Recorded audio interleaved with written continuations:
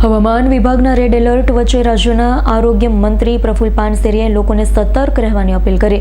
સાથે કામરેજ સ્થિત કર્મયોગ કાર્યાલય આખી રાત ખુલ્લું રહેશે અને ઇમરજન્સી તાત્કાલિક સંપર્ક કરવા પણ પ્રફુલ પાનસેરિયાએ જણાવ્યું હતું. હવામાન વિભાગ દ્વારા જાહેર કરાયેલા રેડ એલર્ટના પગલે સમગ્ર તંત્ર એલર્ટ મોડમાં આવી ગયું હતું. આ દરમિયાન રાજ્યના આરોગ્ય મંત્રી પ્રફુલ પાનસેરિયાએ નાગરિકોને સાવચેત રહેવા અને જરૂર પડે તાત્કાલિક મદદ મેળવવા અપીલ કરી હતી. મંત્રીએ જણાવ્યું હતું કે તેમનું કામરેજ વિધાનસભાનું કર્મયોગ કાર્યાલય આખી રાત કાર્યરત રહેશે. શહેર કે ગ્રામ્ય વિસ્તારમાં પાણી ભરાવા, ઇમરજન્સી અથવા અન્ય કોઈ મુશ્કેલી સર્જાય તો લોકો તરત જ સંપર્ક કરી શકે. સાથે જ તેમણે તમામ કાર્યકર્તાઓને પોતાના વિસ્તારમાં સક્રિય રહી જરૂરિયાતમંદો લોકો સુધી પહોંચી મદદ પહોંચાડવા અને વહીવટીતંત્ર સાથે સંકલન કરી રાહત કામગીરીમાં સહભાગી થવા પણ અપીલ કરી છે.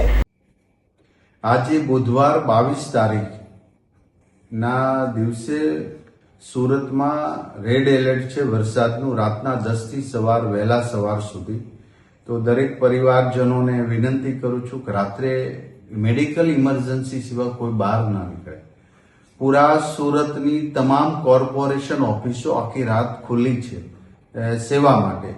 મારી પોતાની ઓફિસ સરથાણા કાર્યાલય આખી નાઇટ ત્યાં કાર્યકર્તાઓ, કોર્પોરેટરો, વોર્ડ પ્રમુખ સહિત બધા જ ત્યાં બેઠા છે અને ઇમરજન્સી માટે ત્યાં સેવા આપવા માટે બેઠા છે.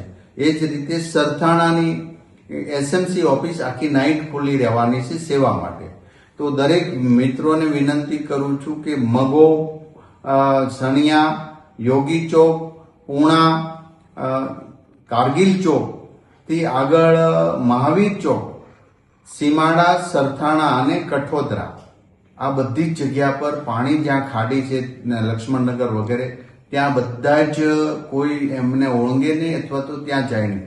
સીમાડા એક કોર્પોરેશનના ફાયર જવાનો અને બોટ રાખવામાં આવી છે, ટ્રેક્ટર પણ ત્યાં રાખવામાં આવ્યું. એ જ રીતે વ્રજ ચોક પણ આ બોટની વ્યવસ્થા કરવામાં આવી છે. કઠોદરા સ્કૂલ પાસે બોટ અને જવાનો તૈનાત કરવામાં આવ્યા છે.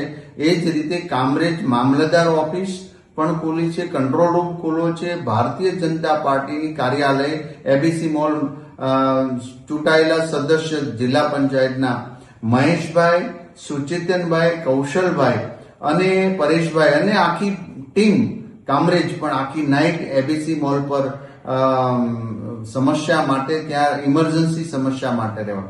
બધા જ ને હું વિનંતી કરું છું કે મેડિકલ ઇમરજન્સી કંઈ પણ આવે, કોઈને પ્રશ્ન થાય તો બધી વ્યવસ્થા અમે રાખી છે. બાકી કોઈ રાતના બહાર નીકળવું ન જોઈએ, પાણીમાં પણ કોઈ ગાડી ચલાવે નહીં એટલી હું વિનંતી કરું છું. આખા સુરત શહેરની એસએમસીની તમામ ઓફિસો આખી નાઇટ ખુલ્લી છે પાણી ભરાવા વગેરેને નિકાલ કરવા માટે. ફાયર બ્રિગેડ પણ જ્યાં જ્યાં પાણી ભરાય છે ત્યાં બધી જ જગ્યાએ એમની વ્યવસ્થા ગોઠવવામાં આવી છે. આ રીતે આપણે સહયોગ આપીશું તો ચોક્કસ આપણે ઈશ્વરને પ્રાર્થના કરી કંઈ જ ન થાય. પણ સેફટી બહુ જરૂરી છે, ગભરાવાની જરૂર પણ નથી, કારણ કે ઇમરજન્સી માટે તંત્ર સજ્જ છે. Bureau report S9 news Surat. અમારી તમામ માહિતીથી અપડેટ રહેવા માટે જોડાયેલા રહો S9 ન્યૂઝ સાથે.